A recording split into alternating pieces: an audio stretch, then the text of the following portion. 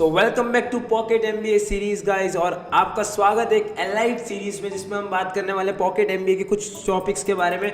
और ये जो एपिसोड है ये डेडिकेटेड है उसके यूनिट 1 के ऊपर, जो कि है इकोनॉमिक्स का एक इंट्रोडक्शन। इकोनॉमिक्स होती क्या है और इसके अंदर हम कुछ टर्म्स को स्टडी करेंगे, कुछ समझने की कोशिश करेंगे गवर्नमेंट के अंदर नेशनल इनकम कैसे बनती है, नेशनल इनकम का मतलब क्या होता है, ये सब चीज़ों का मतलब हम जानने वाले हैं इस वीडियो के अंदर। तो फटाफट से लाइक शेयर सब्सक्राइब जरूर करिए और हम चलते हैं हमारे टॉपिक के ऊपर।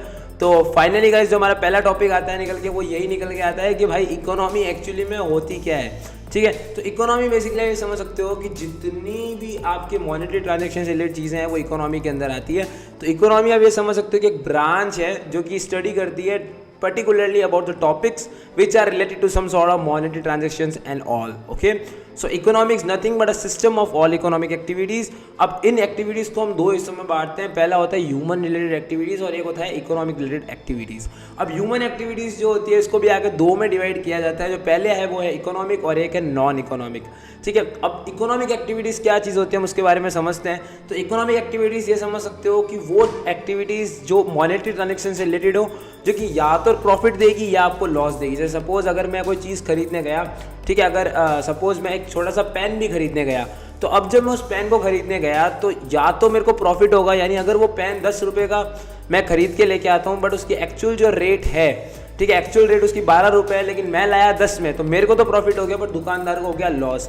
तो ये जो पूरी सिचुएशन है इकोनॉमिक ट्रांजेक्शन होता है, और ये जो पूरी एक्टिविटीज़ को हम इकोनॉमिक एक्टिविटी के अंदर लेते हैं, यानी वो सारी एक्टिविटीज़ जिसके अंदर एक इकोनॉमिक ट्रांजेक्शन इन्वॉल्व है वो इकोनॉमिक एक्टिविटीज़ के अंदर आती है। अब ये जो मॉनेटरी ट्रांजेक्शन होती है इसमें या तो आपको प्रॉफिट हो सकता है या आपको लॉस हो सकता है। बात की जाए आगे तो ये समझ सकते हो कि यार इकोनॉमिक एक्टिविटीज़ को भी आगे डिवाइड किया जा सकता है। जैसे आप अगर सपोज कोई जॉब कर रहा है तो उसकी सैलरी वगैरह जो आ रही है वो भी इकोनॉमिक एक्टिविटी का पार्ट है। अगर आप एक बिजनेस कर रहे हो तो आप इन्वेस्टमेंट लेके आते हो, आप खुद किसी बिजनेस में इन्वेस्ट करते हो, आप अपनी सप्लाई चेन को मैनेज करते हो, अपने मार्केट स्टेटिस्टिक्स को स्टडी करते हो, मार्केटिंग का बजट निकालते हो। ये जितनी भी बजटिंग का खेल होता है ना, सब पैसों का खेल है, ये सारा इकोनॉमिक का खेल है। ठीक है, अब यहाँ पर मैं थोड़ा इसको टर्मिनोलॉजी के ऊपर लेके जाऊँ तो इकोनॉमिक एक्टिविटीज़ को भी आगे डिवाइड किया जाता है। पहला है जो लिखा हुआ है आपके, वो है बिजनेस, यानी getting busy into some sort of economic activities. Like पहली है यहाँ पर प्रोडक्शन से डिस्ट्रीब्यूशन तक पूरा मैनेज करना, ये भी इकोनॉमिक ट्रांजेक्शन्स के अंदर आता है। रॉ मटेरियल खरीदना, मशीनरी लेना, फिर लेबर को हायर करना और पर्टिकुलर लैंड लेना, उसके ऊपर ये सारा काम करना। यानी बिजनेस एक्टिविटीज़ के अंदर जो सबसे पहला पॉइंट आता है वो आता है कि भाई बिजनेसमैन जो होता है वो किस पे ध्यान देता है। सबसे पहले प्रोडक्शन से, पूरा प्रोडक्शन से लेके डिस्ट्रीब्यूशन तक की जो माल मेरे एक पर्टिकुलर इंडस्ट्री में बना है वो वहाँ से लेके एक दुकान तक कैसे जाता है और एक कंज्यूमर तक कैसे पहुँचता है, ये सारा इकोनॉमिक एक्टिविटीज़ के अंदर, बिजनेस एक्टिविटीज़ के अंदर आता है। और तो और बिजनेस एक्टिविटीज़ के अंदर ये भी आता है कि भाई आप इन्वेस्टमेंट कहाँ से लेके आ रहे हो। तो अभी तक हमने क्या बोला कि भाई दो तरीके की जो हमने बात की है इकोनॉमिक एक्टिविटीज़ के अंदर। सबसे पहले हमने बात की बिजनेसेस के बारे में। तो बिजनेसेस के अंदर आपको ये ध्यान रखना है, बिजनेस के अंदर यानी बिजी आप हो रहे हो किसके अंदर, इकोनॉमिक रिलेटेड एक्टिविटीज़ के अंदर, जहाँ पर बेसिकली दो काम होते हैं बिजनेसमैन के। पहला तो प्रोडक्शन से लेके डिस्ट्रीब्यूशन तक पूरा खेल देखना, यानी एक पर्टिकुलर इंडस्ट्री से एक कंज्यूमर तक प्रोडक्ट, यानी एक एंड यूज़र तक प्रोडक्ट किस तरीके से पहुंचने वाला है। और दूसरी ये चीज़ देखना कि यार उस बिज़नेस के अंदर इन्वेस्टमेंट कहाँ से लाओगे, पैसा कहाँ से लाओगे, जो कि सबसे ज़्यादा क्रिटिकल और एक इंपॉर्टेंट सा पॉइंट है। बात की जाए अगली, वो है प्रोफेशन। अब इकोनॉमिक एक्टिविटीज़ का जो सेकंड मेजर पिलर है वो है प्रोफेशन। अब यहाँ प्रोफेशन में आप ये समझ सकते हो कि कुछ paid occupation which involve some formal qualification. जैसे अगर आप एक डॉक्टर का क्लिनिक है, ठीक है, तो वो आपका एक प्रोफेशन है और आपके पास एक लीगल डिग्री है जिसके बेसिस पे आप उस क्लिनिक को खोलते हो और उसको रन करते हो। तो ये जो ऑक्यूपेशन है, ये जो आता है, ये प्रोफेशन के अंदर आता है। और जो तीसरा मेजर है वो है एम्प्लॉयमेंट।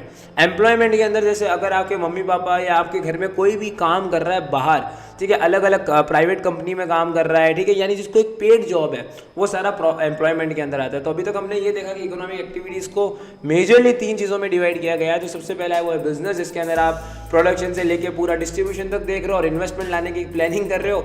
और जो दूसरा देखा गया है वो ये देखा गया है गाइस कि जो आपका एम्प्लॉयमेंट है वो, और तीसरा जो प्रोफेशन यानी जैसे डॉक्टर वगैरह, MBA, ये जो चीज़ें हैं, ये सारा, यानी 3 चीज़ों के ऊपर ये मेजरली इकोनॉमिक एक्टिविटीज़ खड़ी हुई है, जो कि है हमारी सबसे पहले बिजनेस, उसके बाद आती है हमारी प्रोफेशन और फिर हमारी एम्प्लॉयमेंट। बिजनेस यानी प्रोडक्शन से डिस्ट्रीब्यूशन, याद रखो, इशारा याद रखना, प्रोडक्शन से डिस्ट्रीब्यूशन, और जो हमारी सेकंड है प्रोफेशन यानी आप ध्यान रखो अपने डॉक्टर वगैरह जो भी लीगल चीज़ लेके बैठे हैं और एक अपनी स्किल के ऊपर या अपनी प्रोफेशन के ऊपर पैसा कमा रहे हैं। और जो एम्प्लॉयमेंट है वो आप ये याद रख सकते हो कि जिनकी जॉब्स है, जिनकी पेड सैलरीज मिलती है, ये सारे एम्प्लॉयमेंट के अंदर आता है। आगे चलते हैं नॉन इकोनॉमिक एक्टिविटीज़ के अंदर। तो जो नॉन इकोनॉमिक एक्टिविटीज़ है ये वो एक्टिविटीज़ है जो की जाती है अपने मन को सेटिस्फाई करने के लिए। तो सपोज आपने किसी एनजीओ को कुछ दान में दे दिया, ठीक है, वो एक नॉन इकोनॉमिक एक्टिविटी है, बिकॉज वो आप लव और एफेक्शन के थ्रू कर रहे हो, अपने साइकोलॉजिकल सेटिस्फेक्शन के लिए कर रहे हो, कोई अदर रीज़न की वजह से नहीं कर रहे XYZ। तो ये चीज़ ध्यान रखना कि नॉन इकोनॉमिक एक्टिविटीज़ के अंदर वो इकोनॉमिक एक्टिविटीज़ आएगी, या आप ये कह सकते हो वो एक्टिविटीज़ आएगी। I am not at all pointing towards an particular economic activity, I am just pointing towards an activity. तो वो सारी चीज़ें जो केवल और केवल लव, एफेक्शन और साइकोलॉजिकल सेटिस्फेक्शन के लिए हो रही है, वो एक्टिविटीज़। कौन सी एक्टिविटीज़? जो लव, एफेक्शन और साइकोलॉजिकल सेटिस्फेक्शन, तीन चीज़ें याद रखनी है भाई। लव, एफेक्शन और psychological satisfaction, love, affection, psychological satisfaction, इन चीज़ों के लिए कोई एक्टिविटी हो रही है तो नॉन इकोनॉमिक एक्टिविटीज़ होती है। अब ये बात हुई सारी एक्टिविटीज़ के ऊपर। अब हम बात करते हैं प्रोडक्शन और मैन्युफैक्चरिंग के ऊपर। देखो प्रोडक्शन मतलब क्या होता है? एक पर्टिकुलर चीज़ को प्रोड्यूस करना, एक इंडस्ट्री के अंदर एक पर्टिकुलर चीज़ को मैन्युफैक्चर करना। और ये आप कब करते हो? जब आपके पास एक लैंड हो, लैंड के बाद आपके पास मशीनरी हो, फिर रॉ मटेरियल्स हो जिनको आप प्रोसेस करके फाइनल आउटपुट निकालोगे, और वो लोग हो जो एक्चुअली में उसको करने वाले हैं। तो आप उसको एज ए स्टोरी की तरह समझिए। यहाँ पर बेसिकली क्या है, पॉकेट एमबीए के जो कंसेप्ट है ना गाइस, वो ऐसे है कि आपको एज ए स्टोरी की तरह लेके चलोगे। जितना स्टोरी की तरह लेके चलोगे उतना आपके दिमाग में क्लैरिटी ऑफ विजन एकदम क्लियर होता रहेगा। तो प्रोडक्शन मतलब आप डेफिनेशन को एक बार रीड करिए, फिर अपना एक खुद का एजम्पशन लगाइए।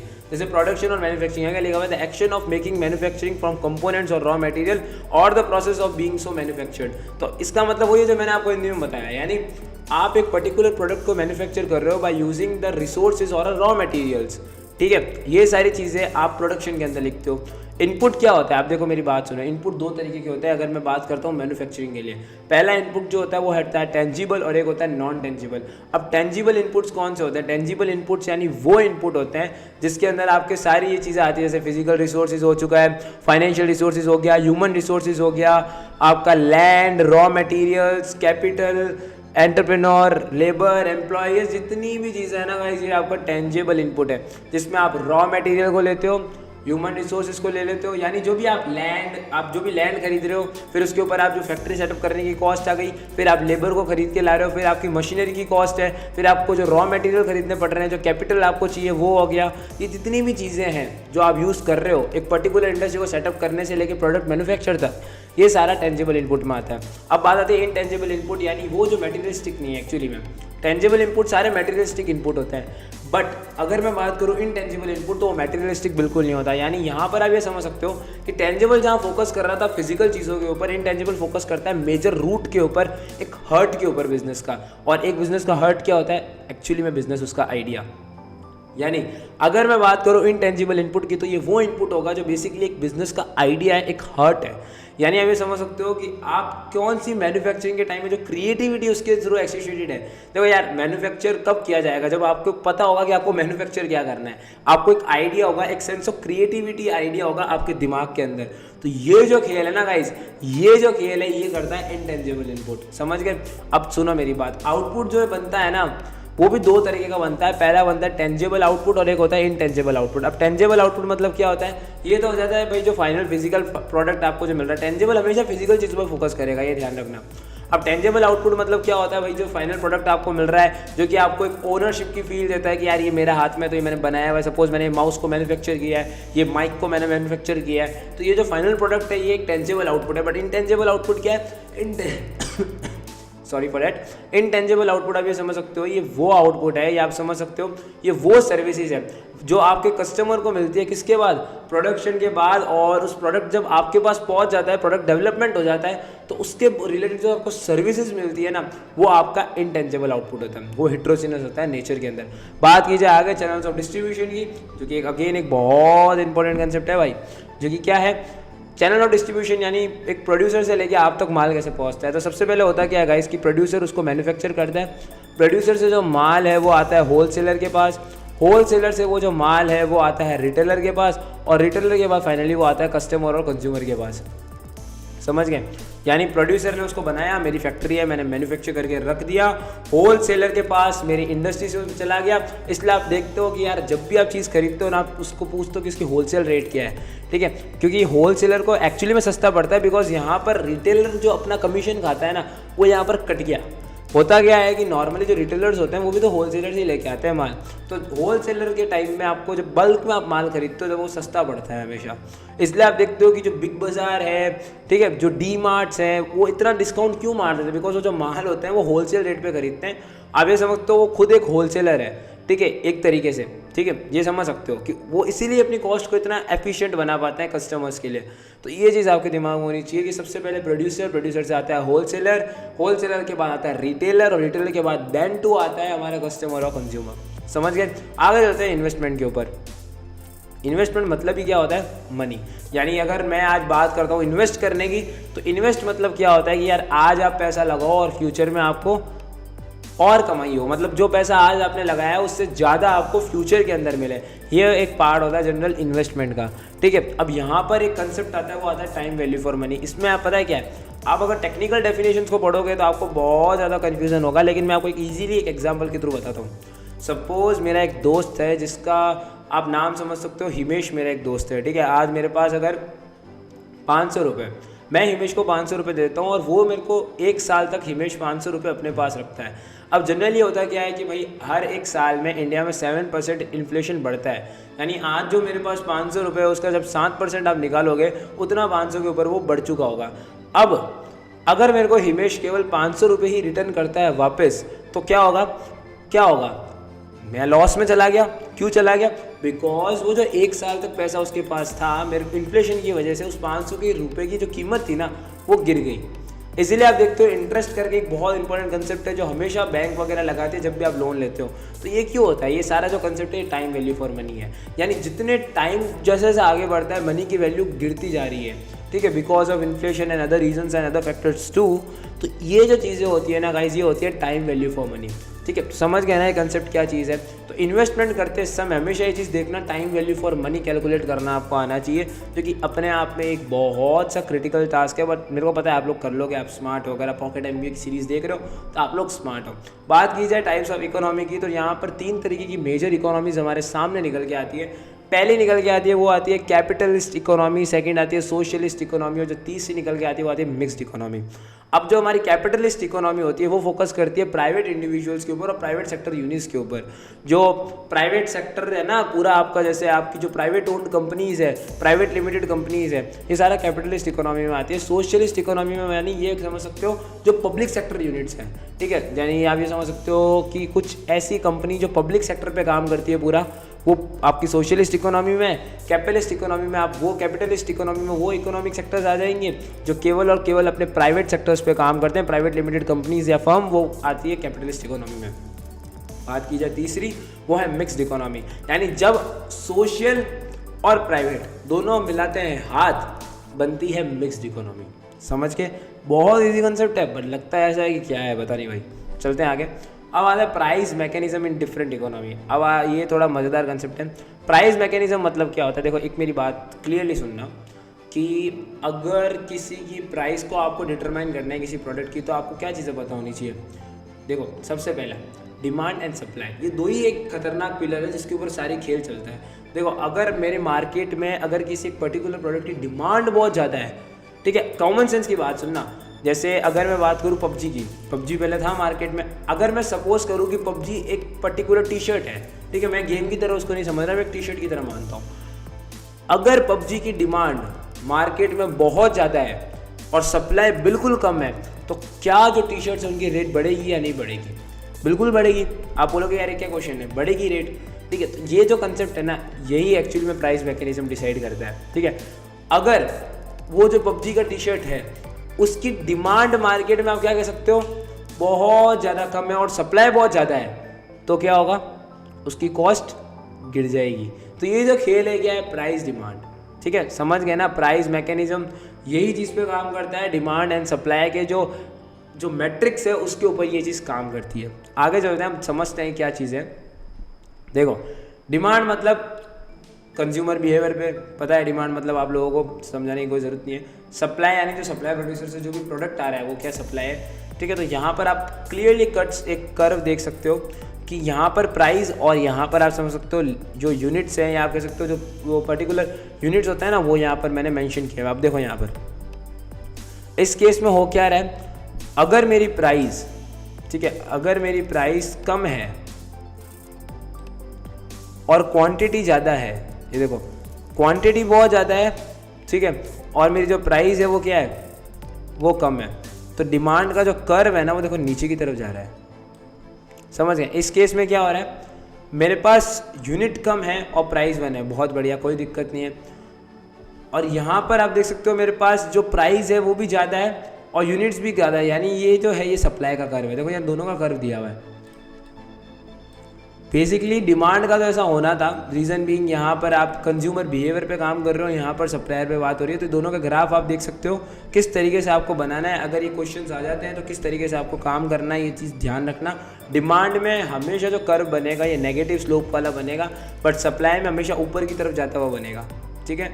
इसका आप बेसिक मीनिंग कैसे समझ सकते हो, ऐसे समझ सकते हो कि अगर आपकी प्राइस कम है, प्राइस आपकी कम है और यूनिट्स बहुत ज़्यादा है, ठीक है, तो मतलब समझ जाओ यूनिट्स बहुत ज़्यादा है, प्राइस बहुत ज़्यादा कम है, तो मतलब फटाफट से जो डिमांड का कर्व है, डिमांड जो मार्केट में इतनी होगी वो इतनी ज़्यादा नहीं होगी इस चीज़ के लिए, ठीक है। देखो डिमांड एकदम नीचे है, इतनी ज़्यादा नहीं होगी। क्यों नहीं होगी यार, जब प्राइस इतनी कम है तो हर कोई खरीद लेगा, तो डिमांड क्या रही, ठीक है। यहाँ पर ही आप सप्लाई की तरफ देख सकते हो, यहाँ मेरे पास सप्लाई यूनिट्स बहुत कम है, ठीक है, और प्राइस भी कम है, तब लोग चलो ठीक है मॉडरेट मामला चल रहा है मार्केट में, लोग खरीदेंगे।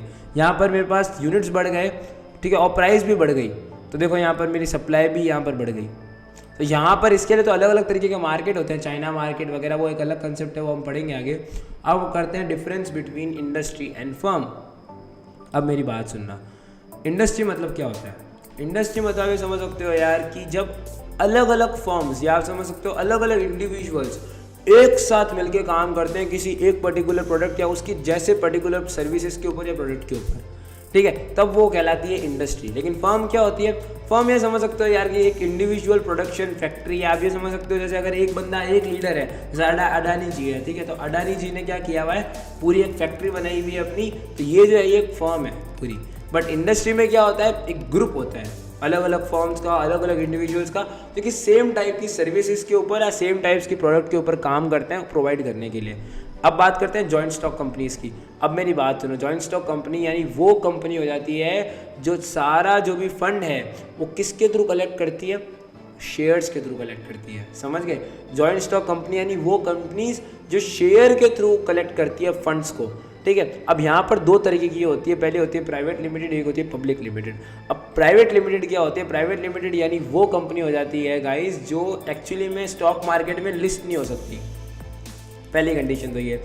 दूसरी क्या है कि ये शेयर केवल इशू कर सकती है किसके नाम पर, या तो पार्टनर्स, फ्रेंड्स या फैमिली के नाम पे, इसके अलावा ये शेयर इशू नहीं कर सकती, ठीक है। और स्टॉक एक्सचेंज में तो लिस्ट हो ही नहीं सकती। लेकिन अगर आपको पब्लिक लिमिटेड कंपनी बनानी तो क्या करोगे, तो आपको मिनिमम 7 या भी समझ सकते हो आपको 7 जिन्हें तो चाहिए, ठीक है, मिनिमम 7 जिन्हें तो आपको चाहिए अगर आपको पब्लिक लिमिटेड बनानी है। और पब्लिक लिमिटेड होती है आप स्टॉक मार्केट के ऊपर अपनी कंपनी को लिस्ट कर सकते हो फॉर अलग अलग इन्वेस्टमेंट्स के लिए लेने के लिए आप उसको लिस्ट कर सकते हो, ठीक है। अब यहाँ पर क्या होती है, जो सिक्योरिटीज़ होती है वो दो होती है, शेयर्स और डिबेंचर्स। शेयर्स नॉर्मली क्या होते हैं, कंपनी का पर्टिकुलर हिस्से को अपन कन्वर्ट करते हैं, एक पार्ट ऑफ कैपिटल को अपन कन्वर्ट करते हैं किसके अंदर, शेयर्स के अंदर। वेयर अगर मैं बात करूँ डिबांचर्स की, तो डिबांचर्स यानी जो लोग लोन देते हैं कंपनी को वो होते हैं डिबांचर्स, समझ गए।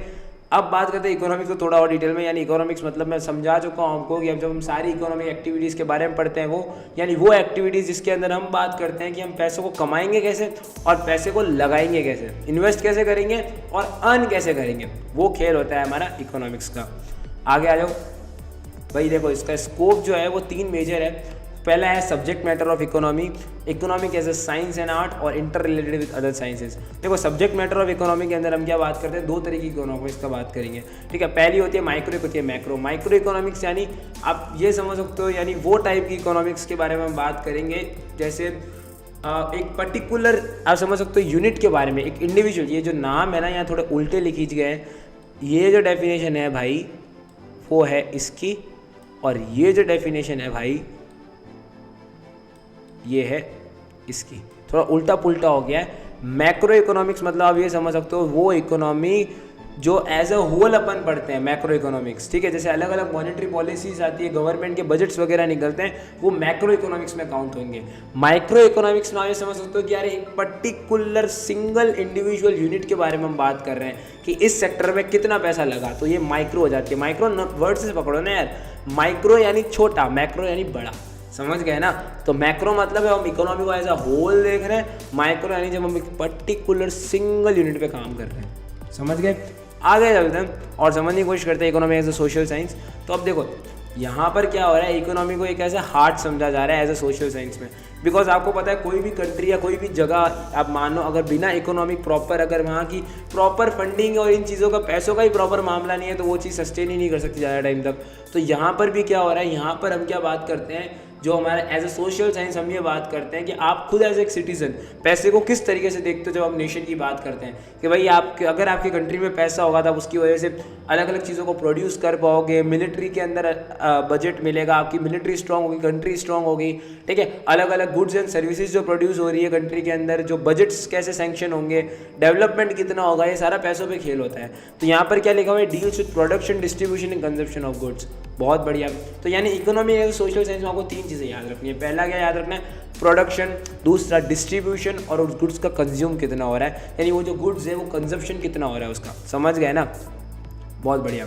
जब आप ऐसा सोशल साइंस समझते हो तो यार आप सोशल साइंस सब्जेक्ट में आप क्या पढ़ते थे, जब आप स्कूल कॉलेजेस में आप सोशल साइंस आपका जब सब्जेक्ट आया था तो आप इसको क्या पढ़ते थे कि यार एकदम डिटेल में कि यार ये तो गवर्नमेंट के बारे में बात कर रहा है, हिस्ट्री के बारे में बात कर रहा है, जियोग्राफिकल डेमोग्राफिक के बारे में बात कर रहा है, ये जो चीज़ें हैं। यानी जब आप एक कंट्री के बारे में, उनकी बिजनेसेस के बारे में, गवर्नमेंट के बारे में, ठीक है, इन्वेस्टमेंट्स के बारे में, हाई प्रोफाइल इंडिविजुअल्स के बारे में, जो मॉनेटरी ट्रांजेक्शन्स में इन्वॉल्व है, उनके बारे में आप पढ़ते हो ना, तो वो होता है economic as a social science. यानी एक पर्टिकुलर कंट्री की इकोनॉमिक कंडीशंस के बारे में, कितना गुड्स वो प्रोड्यूस करती है, कितना प्रोड्यूस करती है, कितना डिस्ट्रीब्यूट करती है, फॉरेन रिलेशंस किस तरीके से है, फॉरेन से जो पैसा आता है, जो GNP GDP कंसेप्ट आते हैं वो कैसे आप पढ़ते हो, सारा economic as a social science में आता है। जो टैक्सेशन सिस्टम, GST वगैरह, सिक्योरिटी चार्जेस, जो ड्यूटी टैक्स लगता है, जितनी भी चीज़ें हैं ना भाई, ये सारा आप ऐसे इकोनॉमिक सोशल साइंस पढ़ते हो। तो आप केवल यहाँ तक रिस्ट्रिक्ट मत होना कि केवल इतना सा लिखना है, नहीं, आपको इन पर रिस्ट्रिक्ट नहीं होना, आपको उतना लिखना है जितना आप सोच सकते हो economic as a social science में।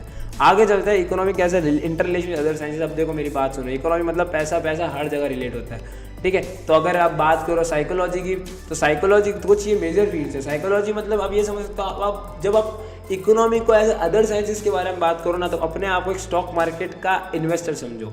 अब एक मेरी बात सुनो, जब आप एक स्टॉक मार्केट के इन्वेस्टर से मिलोगे ना, तो वो सबसे पहले ये बोलेगा कि हम पहले ये देखना चाहते हैं कि हमारे कंट्री के अंदर जो इंडिविजुअल्स हैं उनकी साइकोलॉजी क्या है। एक पर्टिकुलर प्रोडक्ट जब आता है मार्केट में तो लोग सोचते कैसे और प्रोडक्ट को लेंगे। तो पहला जो इंटर रिलेशन है वो है साइकोलॉजी के साथ। दूसरा है फिलोसॉफी, बिकॉज कोई भी प्रोडक्ट आता है उसके पीछे अलग अलग नई नई फिलोसॉफीज भी आती है, तो फिलोसॉफी भी हो गया। तीसरा, अगर आप डेटा को स्टडी नहीं कर पा रहे हो, इकोनॉमिक डेटा को जब आप स्टडी नहीं करोगे, पूरा स्टॉक मार्केट तो खेल ही स्टैटिस्टिक्स मैथमेटिक्स का है। अगर आपको प्रॉपर्ली मैथमेटिकल लूप होल्स पता लग गए ना, तो आप स्टॉक मार्केट को भी हैक कर सकते हो। ऐसे पुराने टाइम में बहुत लोगों ने किया और खतरनाक प्रॉफिट कमाया है। तो ये क्यों होता है? बिकॉज वो मैथमेटिक्स समझते हैं पीछे की, वो प्रॉपर रिसर्च करते हैं हर चीज़ को करने से पहले। और सोशियोलॉजी, यानी आपकी पर्टिकुलर कंट्री के बारे में आपको पता होना चाहिए सोशियोलॉजी के बारे में। कोलगेट ने भी ये गलती की थी और कोलगेट ने पता है क्या झेला? कोलगेट ने ये झेला भाई कि जब कोलगेट नया नया आया तो उसने क्या किया, वो टूथपेस्ट लेके आ गया और यहाँ पर लोग तो मंजन से अपने दांत को रगड़ रहे हैं। तो यहाँ पर कोलगेट का इतना बुरा वाला खतरनाक कातिल सीन हुआ ना, तो कोलगेट ने वापस क्या किया, अपना ही खुद का मंजन निकाल। जब उनको पता लगा कि भाई हमारा कट गया है, तो उन्होंने क्या बोला कि अब हम हमारा मंजन निकालेंगे। तो अब कोलगेट ने अपना खुद का क्या निकाला, मंजन निकाला। और मंजन निकालते ही ऐसा चला ना भाई कोलगेट का मंजन, जिसकी कोई हद नहीं थी। इतना पॉपुलर हो गया मंजन कोलगेट का, और देखते ही देखते कोलगेट इंडिया में सक्सेसफुल हो गया। तो ये क्यों हुआ? जब उन्होंने सोशियोलॉजी को समझा, साइकोलॉजी को समझा, फिलोसॉफी को समझा, और तो और जब उन्होंने मैथमेटिक्स और स्टेटिस्टिक्स पे ध्यान दिया, डेटा पे ध्यान दिया। Data speaks lot more than the customers itself. समझ गए ना? बिकॉज डेटा पे भरोसा किया जा सकता है एक बार को, मार्केटिंग में किसी की इतना ज़्यादा भरोसा नहीं किया जा सकता। आगे हम बात करते हैं डिमांड एनालिसिस की। तो डिमांड एनालिसिस में हम किसकी बात करते हैं, नीड या वांट। अब यहाँ पर क्या होती है पता है, नीड वांट डिमांड। अब देखो अगर मैं आपको एक बात करूँ कि भाई अगर आपको प्रोडक्ट को खरीदना है, ठीक है, जनरल टर्म लेकिन मैं बात करता हूँ भाई, मैं आपको ऐसा नहीं बोलूँगा कि इसको रट लो। डिमांड एनालिसिस मतलब क्या होता है, मतलब ये समझ सकते हो कि यार अगर आपको एक प्रोडक्ट के बारे में है, जैसे अगर आपको यूनिफॉर्म है तो अब भाई ये यूनिफॉर्म की आपको नीड भी है, चाहे आपको चाहिए नहीं चाहिए, नीड तो है, नीड है और आप उसके लिए पैसा देने के लिए भी तैयार हो गए, ये डिमांड हो गई उस चीज़ की कि यार इस चीज़ की यूनिफॉर्म की बहुत ज़्यादा डिमांड बढ़ रही है। समझ गए, पबजी वाला एग्जाम्पल भी यहाँ सेट किया जा सकता है गाइस। आपको एक टी शर्ट की नीड है, बिल्कुल है, और आप पैसे देने के लिए तैयार हो, बिल्कुल तैयार है। नीड है, वांट है, विलिंगनेस टू पे है, और तो फिर डिमांड वही होती है, need want willingness to pay is equal to demand. That's all about it demand. समझ गए, चले आगे चलो। अब फैक्टर्स अफेक्टिंग डिमांड एनालिसिस, इसमें अब क्या हो सकता है भाई, लोगों की डिमांड को क्या क्या अफेक्ट करता है। अब आप सोचो, अगर आपको सपोज मैं क्या करूँ गाइस कि आप ये सोचो कि अगर सपोज आपकी जो भी फेवरेट चीज़ है उसको आप क्यों पसंद करते हो खरीदना। जैसे अगर मैं टी शर्ट के बारे में बात करूँ तो मैं ये शर्ट क्यों खरीदना पसंद करूँगा। पहला, सबसे पहले आप जाते हो ना दुकान में, क्या देखते हो, प्राइस एक बहुत बड़ा इम्पैक्ट डालती है। फिर क्या देखते हो, उसकी क्वालिटी, यार क्वालिटी कैसी है, ठीक है। तीसरा, ये तो सबसे पहला है, दुकान में घुसने से पहले देखते हो कि क्या वो आपके बस की दुकान है कि नहीं है।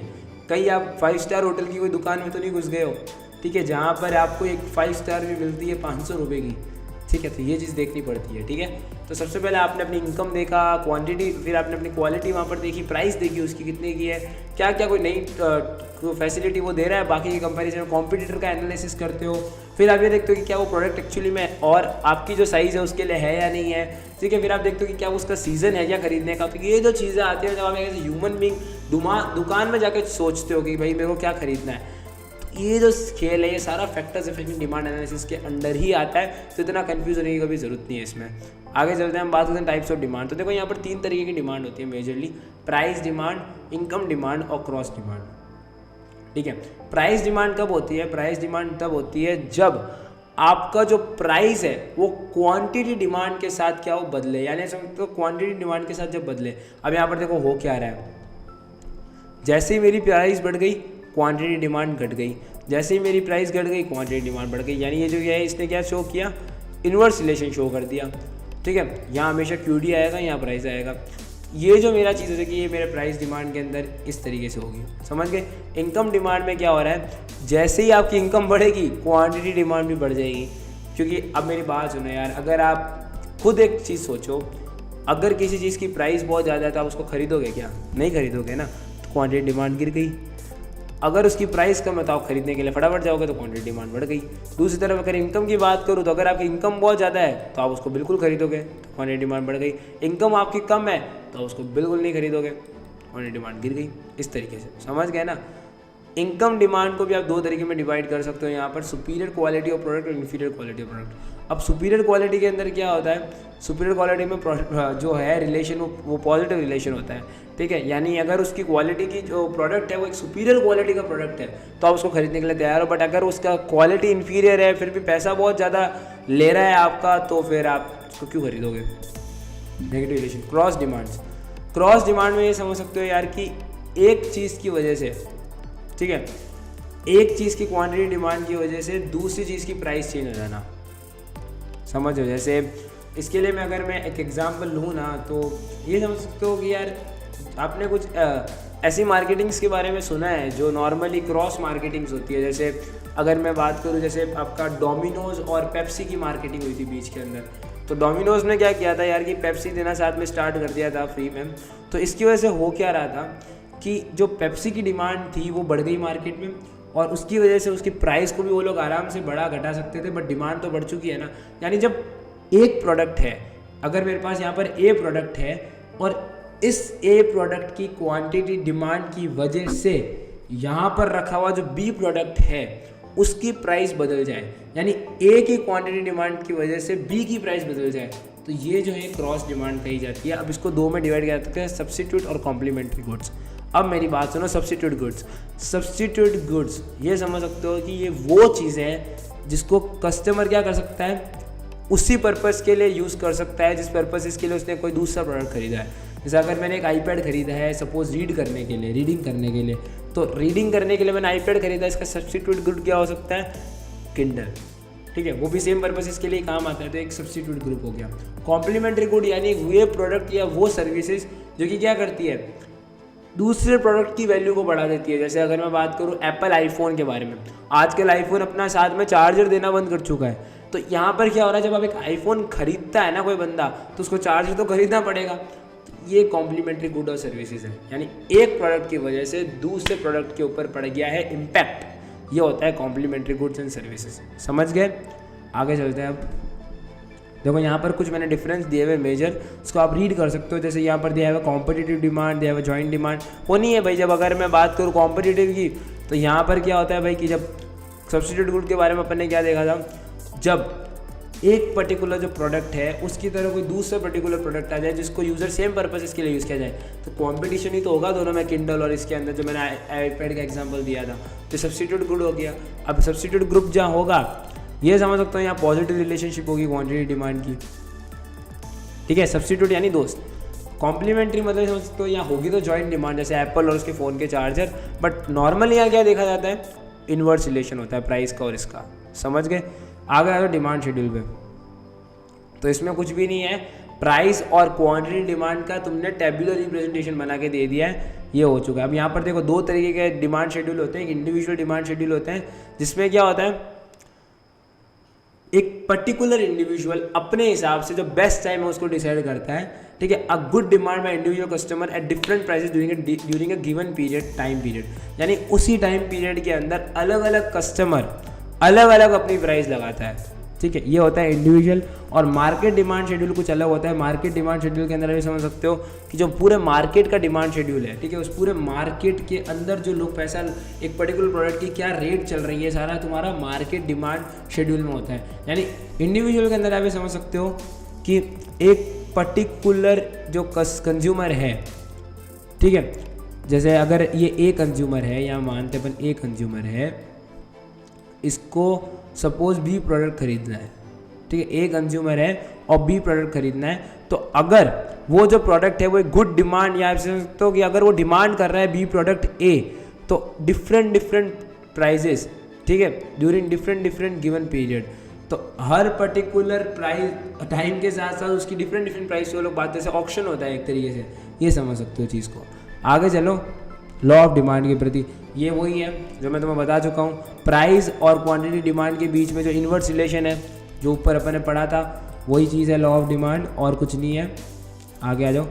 एजम्पशंस क्या है भाई कि ये कुछ ऐसे फैक्टर्स यहाँ लिखे हुए हैं जिसको हमने माना हुआ है कि भाई ये सारे फैक्टर्स हैं, तब लॉ ऑफ डिमांड एक्चुअली में वर्क करेगा, जो प्राइस और क्यूडी वाला है। और इसमें रीज़न क्या है कि क्वालिटी प्रोडक्ट में कोई चेंज नहीं आया, इनकम में कोई चेंज नहीं आया, कंज्यूमर की फिजियोलॉजिकल और साइकोलॉजिकल फीचर पर कोई इंपैक्ट नहीं आया, कंज्यूमर बिल्कुल रिलेशनल है, उसके कोई एक्सपेक्टेशन नहीं है, वो प्रेस्टिजियस गुड्स की यहाँ बात ही नहीं हो रही। क्योंकि अगर लॉ ऑफ डिमांड में अगर आपको कमियाँ निकालनी है ना, सबसे पहले ग्रिफिन पैराडॉक्स। ग्रिफिन पैराडॉक्स क्या पता है कि अगर जैसे ये समझ सकते हो कि अगर मेरे पास एक गोल्ड का आईफोन है, उसकी प्राइस बहुत ज़्यादा है, लेकिन लोगों की खरीदने की इच्छा भी बहुत ज़्यादा होगी, सपोज लोगों ने खरीद भी लिया उसको बहुत जल्दी, तो यहाँ पर एक ग्रिफिन पैराडॉक्स बन गया है। तो ये क्यों बना है? क्योंकि a goods price lead people to consume more. अब यहाँ पर क्या हुआ, प्राइस तो बढ़ी लेकिन क्वांटिटी डिमांड भी बढ़ गई। ये तुम्हारा एक्चुअली में ग्रिफिन पैराडॉक्स है। नेसेसिटीज़ ऑफ लाइफ, जैसे अगर मैं बात करूँ दूध वगैरह की रेस कितनी बड़े खरीदोगे सही। प्रेस्टिजियस गुड्स मतलब क्या हो गई कि भाई वो चीज़ें जो आपको एक अलग शो करती है। जैसे अगर मैं बात करूँ ये लियोनार्डो दा विंची की एक नई बनी हुई, आप समझ सकते हो कि भाई अगर एक नई पेंटिंग डिस्कवर हो जाती है तो उसकी रेट अलग ही लेवल की होगी, उसकी प्राइस भी ज़्यादा होगी और क्वांटिटी डिमांड भी ज़्यादा होगी, तो एक प्रेस्टिजियस गुड आ जाती है। स्नूप वैल्यू मतलब क्या होती है कि भाई सपोज़ कि भाई अगर मैं बात करूँ वही same painting Leonardo da Vinci की, उसकी रियल वर्थ तो बहुत ज़्यादा मुझे समझ सकते हो कि लो है, कि भाई कुछ किया नहीं, पेपर पे पेंट किया हुआ है, बट उसकी इकोनॉमिक वैल्यू बहुत हाई है। ये होती है स्नूप वैल्यू, यानी रियल वर्थ लो होना बट इकोनॉमिक वैल्यू हाई होना। यहाँ पर ऑल है इग्नोरेंस ऑफ कस्टमर, आपके speculation, war and emergency situations, यहाँ अलग अलग सिचुएशंस दी हुई है जहाँ पर ये फेल होगा। ठीक है, तो बट ठीक है, कोई दिक्कत नहीं है। आगे यहाँ पर एक कुछ ग्राफ्स दिए हुए हैं जिसमें इसी रिलेशन को शो किया गया है। अब हम आ जाते हैं इलास्टिसिटी ऑफ डिमांड पे। देखो इलास्टिसिटी ऑफ डिमांड के अंदर हम क्या पढ़ते हैं, यहाँ हम पढ़ते हैं क्वांटिटेटिव रिलेशनशिप किसके बीच में। सबसे पहले मेरे वर्ड्स पे तुम लोग ध्यान देना, come on guys, come on active. Elasticity of demand में हम किस पे ध्यान देंगे, पहला मेरा जो वर्ड है वो है क्वांटिटी रिलेशनशिप बिटवीन किसके बीच में, quantity demand of a commodity and any of its determinant any factors, ठीक है। यानी एक क्वांटिटी रिलेशनशिप है, यानी ये क्वालिटी नहीं है, क्वांटिटी है, यानी एक मेजरेबल रिलेशनशिप है किसके बीच में, एक पर्टिकुलर क्वांटिटी डिमांड के बीच में और उसके फैक्टर के बीच में, यानी जो मार्केट में उसकी डिमांड हो रही है और जो फैक्टर्स है उसके बीच में एक रिलेशनशिप है। यहाँ पर 3 तरह की आप मान सकते हो इलास्टिसिटी ऑफ डिमांड होती है। पहली प्राइस इलास्टिसिटी ऑफ डिमांड, फिर दूसरा होता है इनकम इलास्टिसिटी ऑफ डिमांड और तीसरा होता है cross elasticity of demand. Price elasticity of demand में भी वापस वही कहानी चलेगी। जो सबसे पहले क्या है, सारी चीज़ों को पहले सेम मान लो, बहुत बढ़िया भाई, मान लिया। दूसरा यहाँ पर क्या होता है, प्रोपोर्शनेट चेंज इन क्यूडी माना जाता है and product due to proportionate change in price of a product. यानी हो ये रहा है, जो तुम्हारा क्यूडी है इसमें कैसा चेंज आया, प्रोपोर्शनेट चेंज आया है। और ये क्यों आया है, ये आया है proportionate change in price of product की वजह से। यानी प्रोपोर्शनेट जो आपका प्रोपोर्शनेट चेंज है, ये प्रोपोर्शनेट चेंज याद रखना, प्रोपोर्शनेट चेंज इन क्यूडी इन अ प्रोडक्ट, यानी एक पर्टिकुलर प्रोडक्ट का जो क्यूडी है उसमें चेंज आया है किसकी वजह से, प्राइस की वजह से। यानी जो क्यूडी है वो चेंज हो जाता है प्राइस की वजह से। तो ये तुम्हारा होता है प्राइस इलास्टिसिटी ऑफ डिमांड। अब यहाँ पर देखो सुनो, change in QD upon change in price, simple formula है, रखो आंसर निकालो। फार्मूले में क्या है भाई, परसेंटेज चेंज इन क्यूडी कैसे निकालोगे, Q1 minus Q upon Q divided by P1 minus P upon P. इसमें जो तुम्हारा P1 है वो है तुम्हारा एक्चुअली में जो रियल प्राइस अभी चल रहा है, ठीक है, जो न्यू प्राइस है वो, और जो तुम्हारा Q है वो इनिशियल है जो पहले स्टार्ट हुआ था। समझ गए ना, ये चीज़ ध्यान रखना। Degree of elasticity of demand, यहाँ पर अब देखो चीज़ें क्या है, परफेक्टिव इलास्टिसिटी कब होगी, जब किसी प्राइस में चेंज ही ना हो। समझ गए, तो ये तुम्हारी ये चीज़ हो गई। परफेक्ट इनइलास्टिक कब होगी, जब तुम्हारे प्राइस जो इन्फाइनाइट चेंज आ जाए प्राइस के अंदर, तो ये तुम्हारी क्या हो जाएगी, इनइलास्टिक। यानी तुम ये देखो प्राइस में कैसा चेंज आ रहा है, इन्फाइनाइट आ रहा है। यहाँ पर देखो क्या हो रहा है, प्राइस में कोई चेंज ही नहीं आ रहा है, तो परफेक्ट इलास्टिक हो गई। प्राइस में इन्फाइनाइट चेंज आती है तो इनइलास्टिक हो जाती है। और जब रिलेटिवली बात करें तो आप ये समझ सकते हो कि भाई प्रोपोर्शनेट चेंज इन क्यूडी, यानी क्यूडी के अंदर जो चेंज आया है इज ग्रेटर देन, यानी जो मेरा QD1 है वो बड़ा हो जाता है किसके कंपैरिजन में, P1 के कंपैरिजन में। तो ये तुम्हारा क्या हो जाता है, रिलेटिवली इन इलास्टिक डिमांड। तो ये कुछ इस तरीके से ग्राफ दिखेगा इसका। बात इन इलास्टिक की, तो यहाँ पर तुम्हारे क्या हो रहा है, जो तुम्हारा QD का चेंज है, ठीक है, यहाँ पर क्या होता है, बड़ा था, या तुम्हारा छोटा हो गया प्राइस से, बस इतना ही याद रखना है। यानी जब हम बात करें रिलेटिवली इलास्टिक डिमांड की तो तुम्हारा QD जो है वो बड़ा हो जाएगा प्राइस से, लेकिन अगर मैं बात करूँ इन इलास्टिक की तो QD तुम्हारा छोटा हो जाएगा प्राइस से। इस चीज़ को ध्यान रखना। यूनिटरी इन इलास्टिक मतलब क्या होती है, जब तुम्हारा एक्चुअली में क्वांटिटी ऑफ डिमांड, ठीक है, इक्वल होता है किसके, प्रोपोर्शनेट चेंज इन प्राइस के इक्वल टू 1 के बराबर, तो ये तुम्हारा क्या होती है, यूनिटरी इलास्टिक डिमांड। आगे आ जाओ, difference between extension and contraction of demand and increase and decrease in demand, वो मैं बता चुका हूँ ऑलरेडी। जो ऊपर वाले फैक्टर्स हैं वही है, ठीक है, सारे फैक्टर्स वही हैं। अब ये देखो increase and decrease in product कब होता है, यहाँ पर देखो जब एक प्राइस को हम मानते हैं सेम, जब हम एक प्राइस को मानते हैं सेम, तो उसके बाद अगर हम किसी भी फैक्टर में, जो मैंने ऊपर बताए थे ना, जितने भी ऊपर मैं फैक्टर बताए थे, जैसे मैंने बताया था कि भाई हम टेक्नोलॉजी और साइंस को कांस्टेंट मानते हैं, हम ये मानते हैं कि जो कस्टमर है वो रेशनल है, तो जो ऊपर मैंने फैक्टर्स बताए थे जो हम सेम मानते हैं हर बार, उसमें अगर मैं एक भी चेंज कर दूंगा ना, एक भी चेंज और उसको बढ़ा देता हूँ, जैसे अगर मैं टेक्नोलॉजी को बहुत ज़्यादा बढ़ा दूंगा, डिमांड गिर जाएगी, ठीक है। तो इस चीज़ को ध्यान रखना है। यहाँ पर ये चीज़ लिखी हुई है कि जब भी अबव मेंशन फैक्टर्स में एक भी फैक्टर को मैं बहुत ज़्यादा बढ़ा दूंगा तो मेरी जो डिक्रीज हो जाएगी डिमांड में, क्या हो जाएगी, डिक्रीजमेंट आ जाएगी। यहाँ इनकम इलास्टिसिटी ऑफ डिमांड लिखी हुई है, सेम आई के साथ है जो अपन ऊपर प्राइस के साथ किया था, ठीक है, सेम खेल वही है, बस यहाँ पर थोड़ा बच जाएगा। इन इलास्टिक के टाइम में इस बार ऐसा ग्राफ बन रहा है, उस समय अपन का उल्टा बना था। नेगेटिव इलास्टिसिटी में आपका ऐसा ग्राफ बनेगा, समझ गए ना। इसको मैं बार बार नहीं बताऊंगा, ये तुम ऊपर वाले कंसेप्ट को वापस समझ सकते हो जो हम इनकम के साथ कर रहे हैं, बिकॉज यहाँ पर इनकम और क्यूडी दोनों एक आप ये समझ सकते हो डायरेक्टली प्रोपोर्शनल है। ठीक है। क्रॉस इलास्टिसिटी ऑफ डिमांड के अंदर क्या होता है कि भाई एक प्रोडक्ट के अंदर अगर एक पर्टिकुलर प्रोडक्ट की क्वांटिटी डिमांड में प्रोपोर्शनेट चेंज आता है, उसकी वजह से किसी दूसरे प्रोडक्ट की प्राइस में प्रोपोर्शनेट चेंज आता है, तो इस पर्टिकुलर चीज़ को हम बोलते हैं क्रॉस डिमांड, जो कि आप यहाँ देख सकते हो नीचे।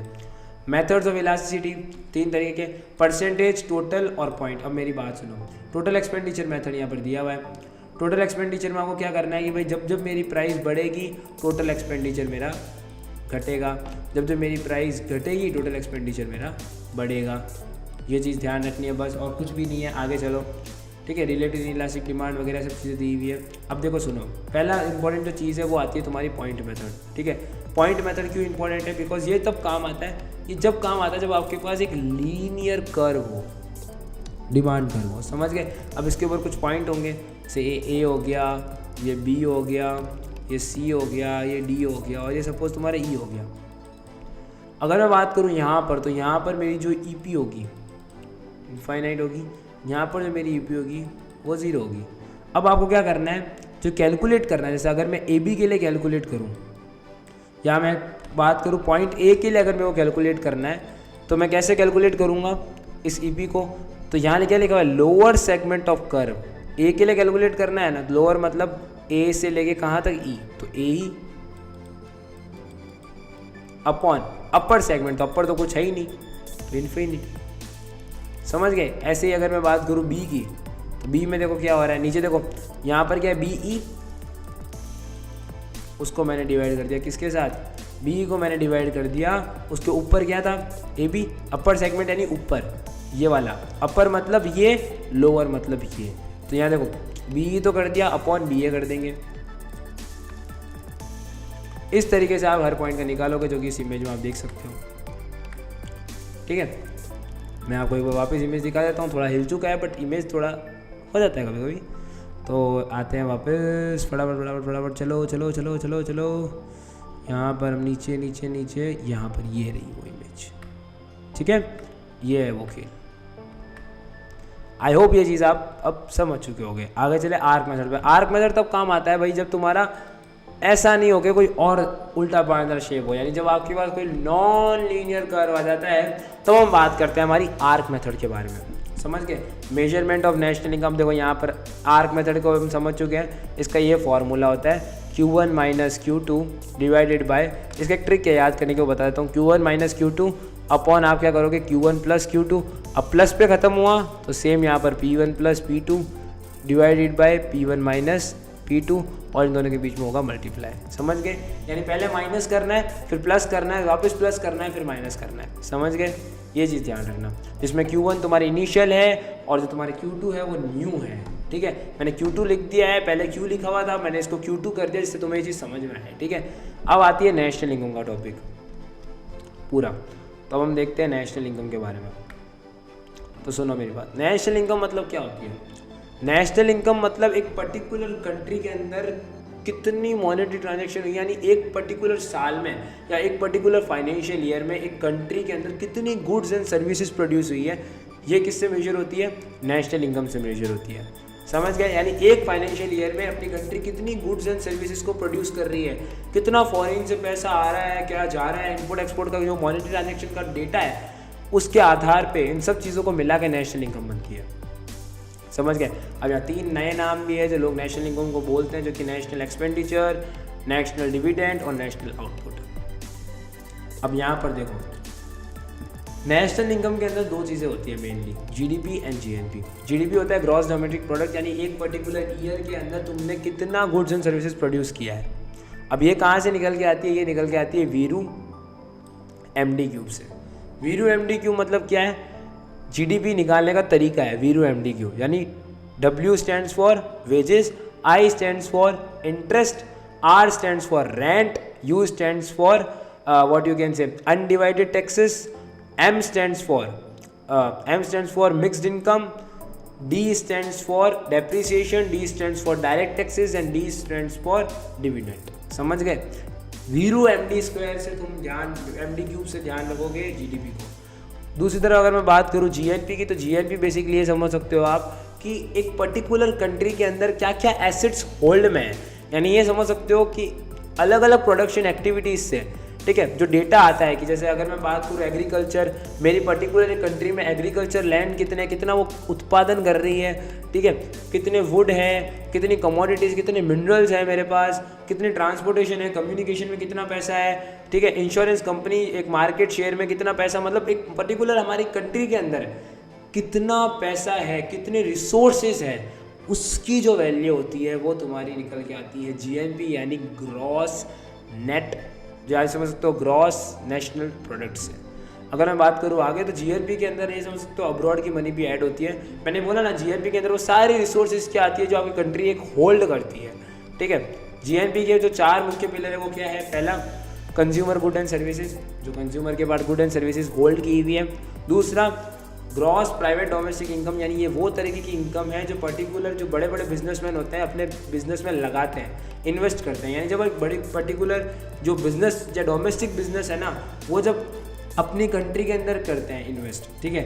यानी अगर मैं बात करूँ एक बड़े बड़े जो बिजनेसेस है ना, जैसे अगर मैं रतन टाटा के बिजनेस की बात कर लूँ या कोई भी बड़े जो बिजनेस ओन करते हैं उनके बारे में, तो वो जब उस बिजनेस जो ओनर्स हैं, डोमेस्टिक बिजनेस है, वो जब अपनी कंट्री में इन्वेस्ट करते हैं, यानी जब डोमेस्टिक बिजनेसेस अपनी कंट्री में इन्वेस्ट करते हैं, उसको हम बोलते हैं ग्रॉस प्राइवेट डोमेस्टिक इनकम।